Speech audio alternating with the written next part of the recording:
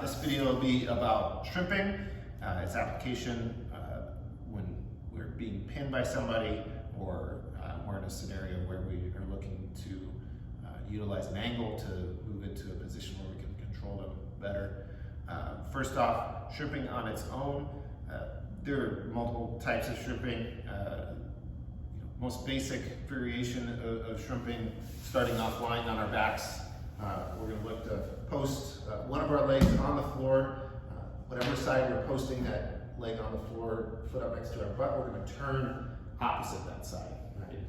If we're thinking in terms of beginner students, right, keeping our elbows in, we're going to look to elevate our weight into our inside shoulders. That's the side that we're turning to, the bottom side shoulder. Right, I'm posting through my foot up next to my butt. I'm driving all the way into that shoulder to make space below my hips.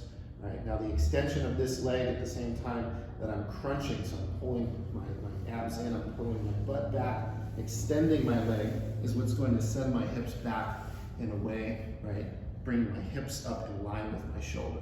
Right. Other side.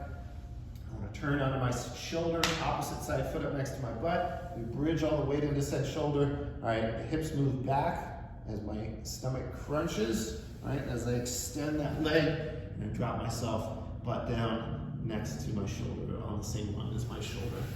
All right, side, post, elevate, scoot my hips. Post, elevate, scoot my hips.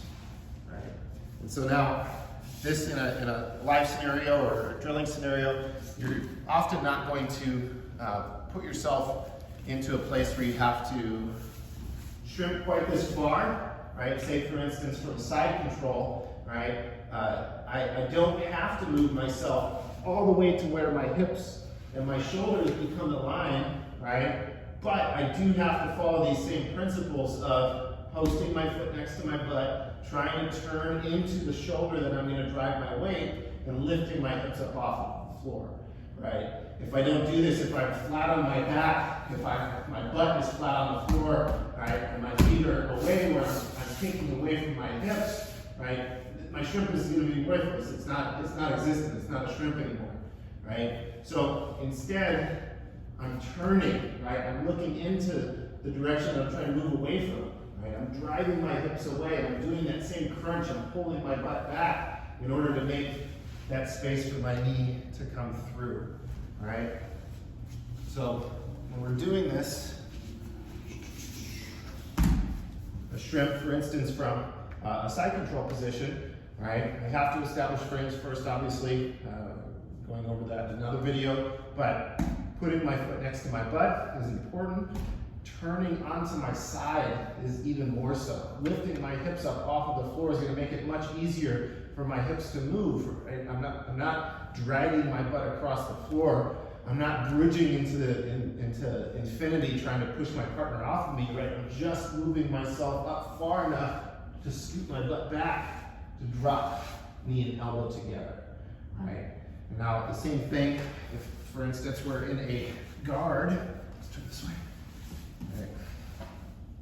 Where I'm trying to shrimp off to create an angle in order to move into a sweep or a submission attempt. All right, the same principle applies here where I'm posting my foot as close to my butt as I can get it. My partner's legs in the way, obviously. All right, I'm lifting my hips up to scoot them back. I'm doing that crunch. And here's where we can start attacking because I've developed the space between my partner's hips and my own to move into submissions, sweep attempts, all kinds of things of that like. Lastly, here from a mount. Right. Again, good elbow discipline, moving into a leg control, foot, knee. When I turn myself, right, when I turn myself from here, if I'm flat, I'm not going to be able to move my hips to the side. Right? I have to be able to rotate myself, turn and look, move onto my shoulder ideally.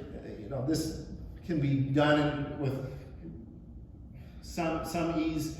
Other times we're going to have to work pretty hard to move ourselves into this through underhooks or frames, turn onto our side, right? My hips are moving away just enough to connect knee and elbow on the opposite side. And again, my hips shrimp the last time to clear my legs. So the shrimp that you practice on your own doesn't necessarily have to equate to the shrimp that you're going to do in a live scenario.